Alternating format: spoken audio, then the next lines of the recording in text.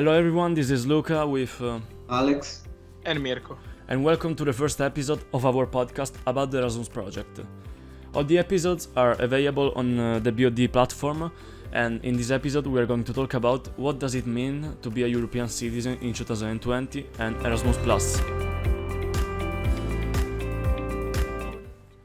So nowadays are considered the European citizens the people that own true citizenship. The one of the European country where they live, for example, Italy for me, and the European one, that can guarantee additional specific right about the European Union. For example, as European citizen, you can vote for administrative and European election. You can enjoy the consular protection in any member state, or more trivially, you can travel through the European states with a complete freedom of movement, because the procedures in the country border are very fast, and you are completely free. You can move, live, work where you want, in every moment of your life. Now it seems obvious, but in the past things like this were impossible, and we are talking about less than 30 years ago. And you have to know that the European Union is a peaceful association that fights against social gaps and support the collaboration. And for young people, European Union organize projects to support and valorize the differences of culture of the countries, like the Erasmus+. So now I leave the word to Mirko that will tell us something about it and some of his experiences. Hi guys, my name is Mirko, and today we are going to talk about Erasmus Plus program. As Luca said before, I'll try to reply to all common answer.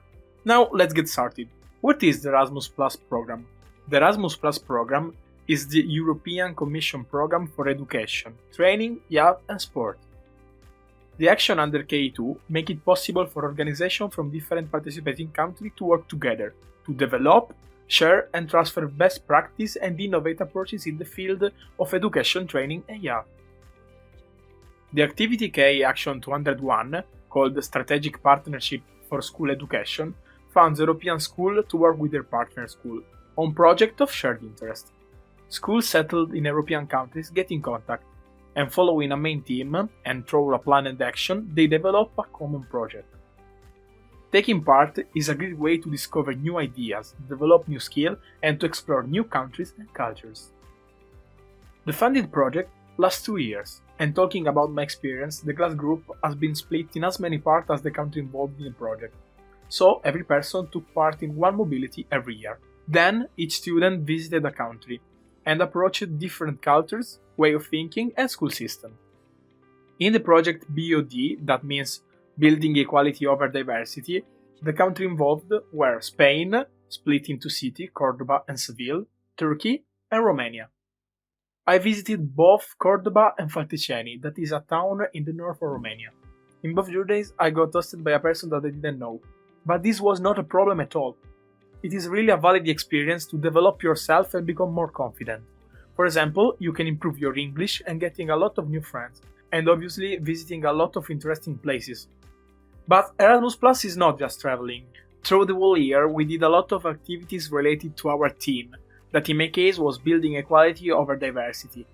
So, for instance, we had many lessons where we made some project to present when we were abroad. Now I'm going to reply to another common question, that is, how can I join an Erasmus Plus project? Joining an Erasmus Plus project is really easy. If your school has already a project granted and you like to apply, you should just ask to join.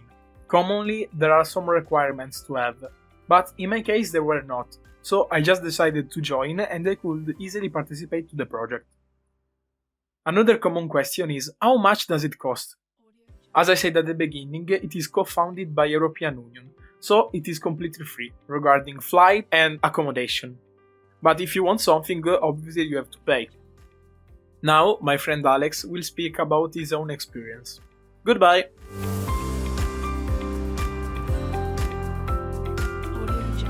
Hi, I'm Alex, and now I'll talk to you about my experience.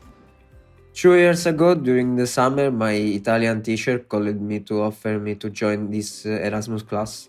I waited a while before accepting because at first I wasn't very convinced and I didn't know whether to accept or not.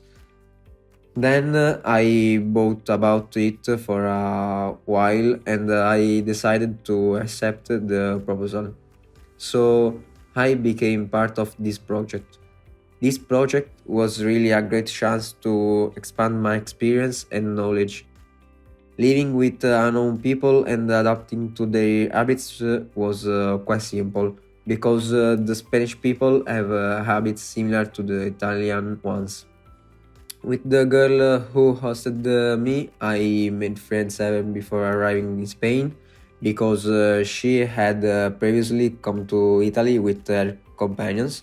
So this helped me to make me feel at ease. His family, made up by his parents and an older brother, was welcoming to me. I appreciated their hospitality because they managed to make me feel like I was in my home. It was also not difficult to adapt to their eating habits because Spanish cuisine is quite similar to Italian in some aspects. Before arriving in Spain, my fear was that of not being able to speak English well and therefore of not being understood by the people around me. However, it was not so difficult, and I was able to overcome this fear thanks to help of my mates. Before leaving, I had high expectation of Spain, and luckily when I arrived, these expectations were confirmed. Thank you, Alex. I think we gave to our listeners a very good introduction about this amazing project. I thank Alex and Mirko for participating, and I thank all our listeners that gave attention to us. Be sure to not lose the next episode where our classmates are going to talk about the study in a foreign country. Thank you again for your attention, and I wish you a good continuation. Bye bye.